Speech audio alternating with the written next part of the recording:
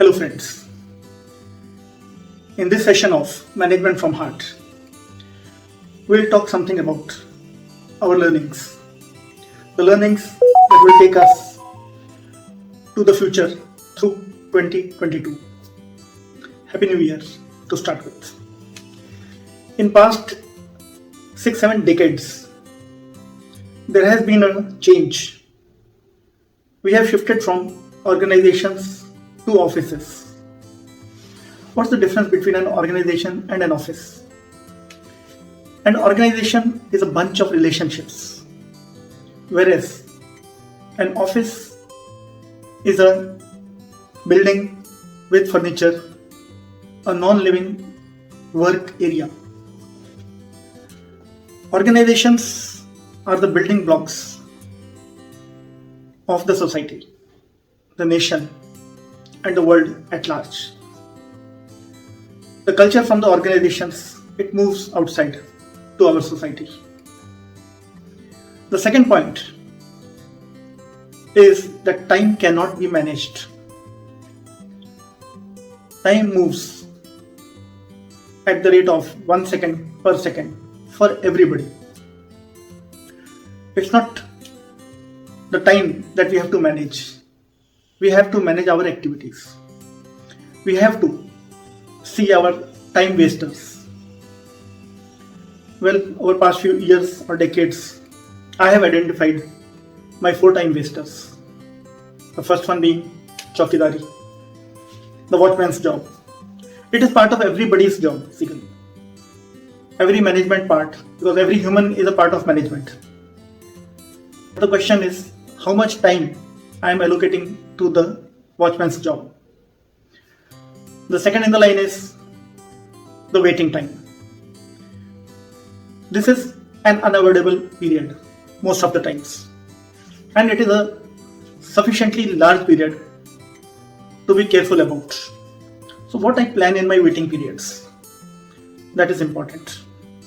The third is pretending busyness. This also is a time killer. It takes a lot of time, not only my own, but of my subordinates also, when I am pretending to be busy. The fourth, which recently got added to this list of time wasters, was unnecessary reviewing, reworking, and revisiting. Review may be necessary, but unnecessarily reviewing again and again, or reviewing something which does not call for being reviewed, is also a big time waster in my case. Well, you can study your own self and see what are your time wasters.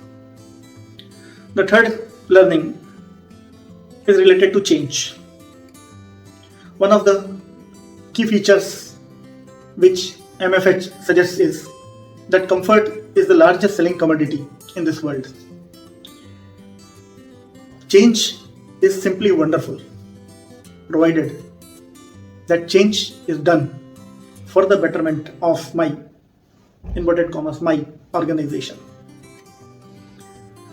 Ab-Mfh suggests that we should never harbor change phobia, but at the same time, we should not be change maniacs also. Change should always be need-based. The fourth point is communication is the key for life, business, and management. Communication is the key. But whenever we talk about communication, normally it ends up with how to write an email, how to talk to people, etiquettes, language, and how to send a message. All these things, they are a small part of communication. These all are information transfer tools. Communication is more than that. Well, whenever we talk about communication, I remember a movie that I had seen. There was a Don. He was having his coat, some weekly coat he used to take. The name of the Don was Sarkar. That's what they called them in the movie. So in his court he is sitting with 30-40 of his followers, and then common public, they come with their complaints and their issues, and he resolves them in exchange of some money. So one of the gentlemen, well dressed from the looks itself, he was a businessman, a big businessman with a briefcase, obviously full of currency. He comes into the court of Sarkar. And then he starts about Inspector Suresh, how corrupt that person is. He's a womanizer, he has eyes on his daughter, and he's harassing them, and so and so. This Sarkar simply raises his hand, and there is a pin drop silence, no music.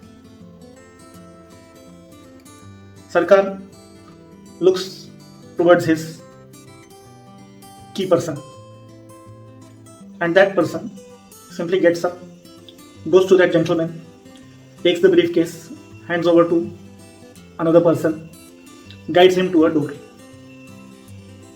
Pin drop silence, no music, no words. Then suddenly there is a loud cry and silence. That fellow, that Don's person, he enters from the door. There are 2 blood spots on his cheek. Cleans, comes in, sits down. Next. No word. No dialogues. You are not seeing that movie. I am just describing it. And still you know what has happened. This is communication. Communication happens when Mahendra Singh Dhoni, our cricket captain, is standing behind the stumps and guiding 10 people without a word. That is communication. It comes by developing relationships. So next in the line is, if we want to be successful and happy, then we have to work for the success and happiness of our spouse, our children, our friends, our neighbors, and our associates. These 5, they are our well-wishers. Many times, especially with the younger generations, they say that they don't want to work for others. Fine. But these are not others. We have to distinguish between our well-wishers and others. These 5, if we work for their happiness, for their success, our success will automatically be assured. Next point, the 6th point is that organization is the only employer, and the entrepreneur or the CEO, they are employee number 1. All others, they are employees. Ab-Mfh suggests that all the so-called toxic culture concept, it emanates from 2 different categories of humans. One thing that they are the employers, and the other thinks that they are the employees. There's a difference between employer mindset and employee mindset. The employer mindset thinks that the other person is working for me, and the employee mindset thinks that we are working for the organization, the employer. So if we are able to accept that organization is the only employer, then this conflict of purpose will be resolved, which is the root cause of most of the so-called toxic culture. Sustainability and perenniality of any organization. There is need of continuous improvement, development, and growth. Normally it happens that the managements become complacent or overconfident because of a success of some product. They stop investing in improvement, growth, and development. The 8th point, a very critical point, is micromanagement. We all know, for ages we know, that micromanagement is not a good methodology. It creates a lot of unrest between the associates. But unfortunately, we have been misdirecting the developments in the field of technology to make us micromanaged organizations. And now, a step further, we are going into super micromanaged organizations. The ninth point is that we have to build strong processes and give the control to the processes.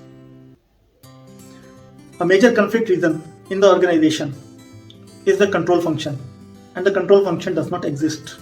Process is the controller. There are only two functions, line function and support functions. There is no control function. But we are all trying to get that control function which is not existing. Ab-Mfh defines a process as an exhaustive list of all if and then involved in obtaining the desired results.